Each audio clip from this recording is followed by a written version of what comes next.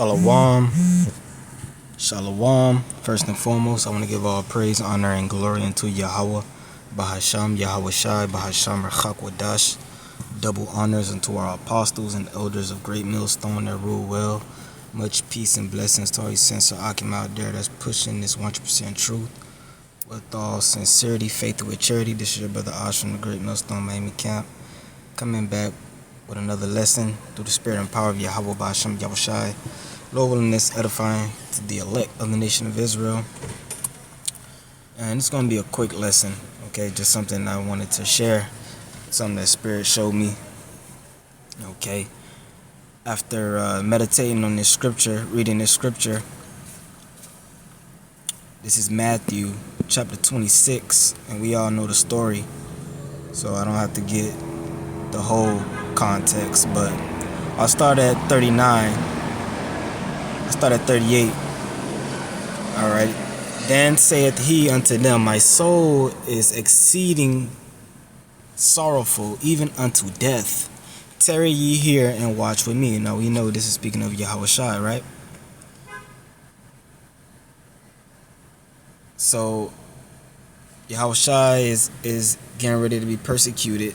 Well, he was already being persecuted, but he's now being set up by Judas to be taken by the chief scribes and Pharisees, basically arrested to be given to the Romans, right, to try to put him on the cross, right?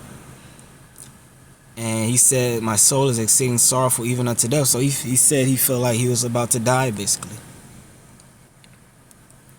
So remember that. Remember how Yahweh Shai felt, right?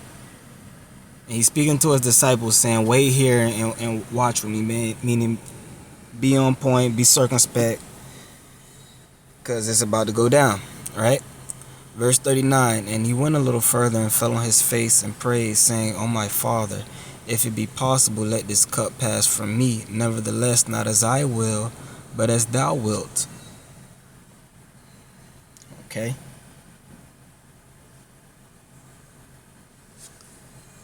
So Yahweh Shai, this is giving you this is a very vulnerable moment for Yahweh Shai. You're seeing his mortality, if you will, being a man, right? This shows you that these so-called Christians is bugged the hell out, saying that he was the Most High, the Lord. You thinking the Most High actually came and walked the earth and went on the cross. No. Yahweh Shai, the Messiah, the one the world ignorantly calls JC, he's the son of the Most High. Okay? And he came down as a man. If he was the Most High, it wouldn't be anything special for him to not sin. It would be he would have to put no effort. Okay, the scriptures tell you that Yahweh Shai was suffered in all points. He was tempted in all points as ye are, yet without sin. Roughly paraphrasing. It says in Hebrews, I think that same chapter, for we have not a high priest, such an high priest which cannot be touched with our infirmities, roughly paraphrasing. So he knows exactly what it's like to be in the flesh, to be tempted by different spirits and everything that comes with being in the flesh. And he didn't sin, meaning he had to fight like hell. Okay? And being as spiritual as he is, he knew what was getting ready to happen to him. And he's showing you, he's praying to the Father and asking the Father if he could change the story some type of way. If he can somehow have him not go through what he's about to go through. Showing you he did not want to do it. Showing you it hurt him bad. And he did not want to do it at all. And if the Lord gave him another way, he would have took another way. But what he said, nevertheless, not as I will, but as thou wilt. Showing you that he's not the Father. But he put his own will to the side, which shows you shows you why he is who he is. Why the Most High set him up to be numero uno. Okay? Verse 40, and he cometh unto the disciples, and findeth them asleep, and saith unto Peter, what, could ye not watch with me 1 hour? So he's upset to come back and find his disciples asleep within an hour. Right? After he just told them to stay awake and pray and be on point. So he's like, sure, I'm walking up on you, sleep. But anyways, verse 41, watch and pray that ye, and this is the key point. This is the point I wanted to focus on. Watch and pray that ye enter not into temptation. The spirit indeed is willing, but the flesh is weak. And that's what I want to speak on in this lesson. And I want to go into this word willing for more, to peel back the layer, right? That's what I wanted to do as I was focusing on this scripture. And I found out something. All right, when you go into this word willing, it says prothumos. It says ready, willing, forward in spirit, predisposed. Right? When you're predisposed, that means it's in you to do certain things. It's innate, right? Neuter, alacrity, ready, willing. And when I saw that word alacrity, I never saw that word before. I never heard of the word, right? So I did a Google on the word alacrity, and it's a very heavy word. So let's look into that. All right, this is the Google definition. Well, this is an AI overview, right? Some new shit they got now, right? But it's pretty good. It says alacrity is a noun that means cheerful readiness, promptness, or willingness. It can also mean physical quickness combined with eagerness or enthusiasm. Okay, physical quickness, but also with eagerness or enthusiasm, meaning you're doing it, and you're doing it because you want to do it, right? For example, you might accept an invitation with alacrity. Synonyms of alacrity include keenness, eagerness, zeal, fervor, liveliness, briskness, sprightliness, and agility. The word comes from the Latin word alacer, which means lively or eager. The scriptures speak about ye being lively stones, right? The scriptures speak of zeal. The scriptures speak of eagerness and readiness. So this is a very special word, if you will. Alacrity is a very spiritual word, and it's used just in this instance with this account with Yahushua, and also once by Paul in Romans 1:15. So as much as in me I am ready to preach the gospel to you that are at Rome also. That's prothumos.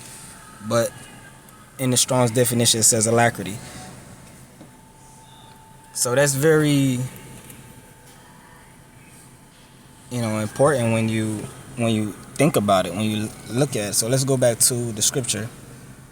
Matthew 26:41 again, watch and pray that ye enter not into temptation. The spirit indeed is willing, but the flesh is weak. So that means in your spirit, you're already predisposed to do whatever it is the spirit wants you to do, which are spiritual things. Teaching the word, going to camp, doing lessons, fellowshipping with brothers, breaking bread, or any other thing that the spirit is telling you to do.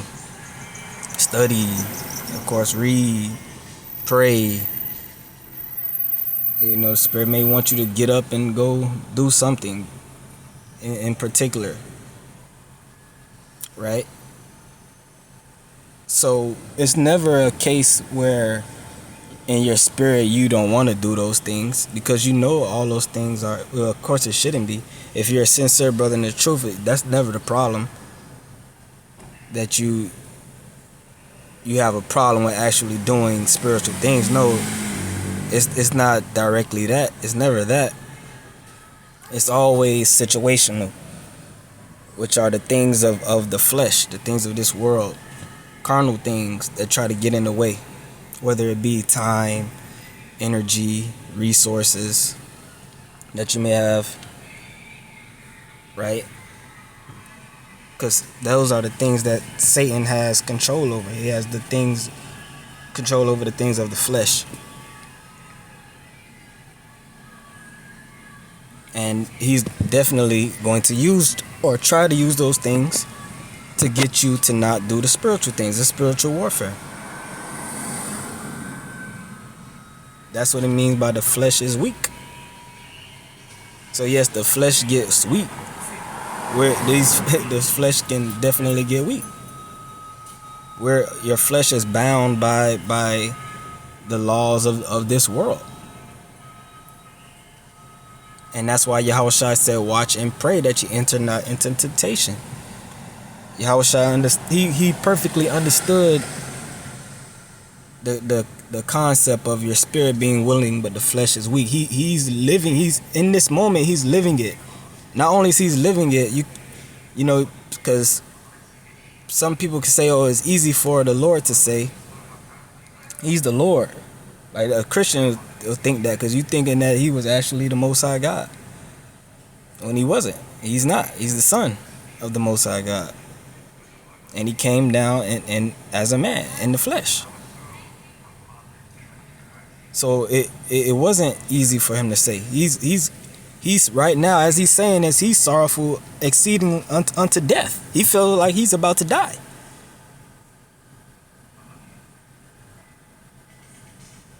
So he knows exactly what it feels like to be totally drained out. Totally like you about to give up the ghost. And worse. To the point of actually giving up the ghost.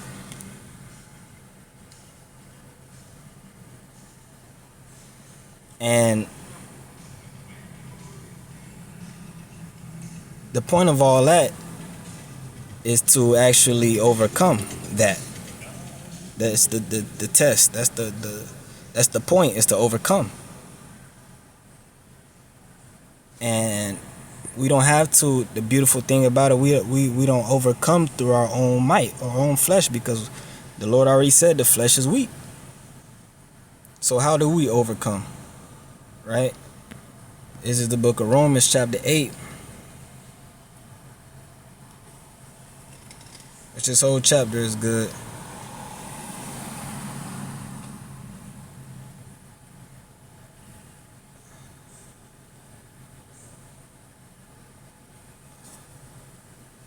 Right, this whole chapter is good, but I'm going to get to the point for time's sake. It's Romans 8 and verse 11. But if the spirit of him that raised up Yahushua HaMashiach from the dead dwell in you, he that raised up Hamashiach from the dead shall also quicken your mortal bodies by his spirit that dwelleth in you.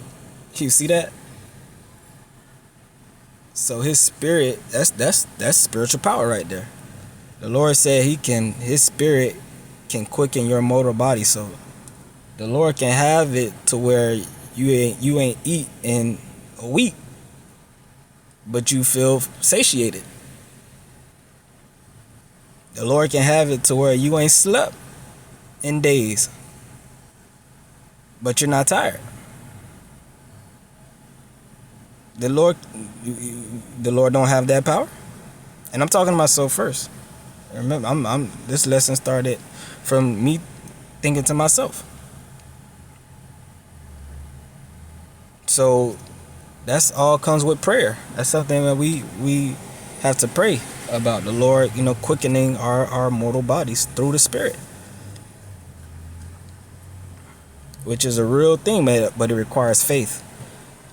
It requires you making that first step of showing the Lord that you're willing to sacrifice your mortal body, because it says that in Romans 12, right? You offer your bodies a living sacrifice. So if you do that, the Lord can renew you. He can renew your spirit. He can renew your energy. So that's just something I wanted to push out there, push the vibration out. Lord willing, it was edifying. With that, I'm going to give all praise, honor, and glory unto Yahweh, Ba'ashem, Yahushua, Ba'ashem, Hakwadash, until the next one, Shalom.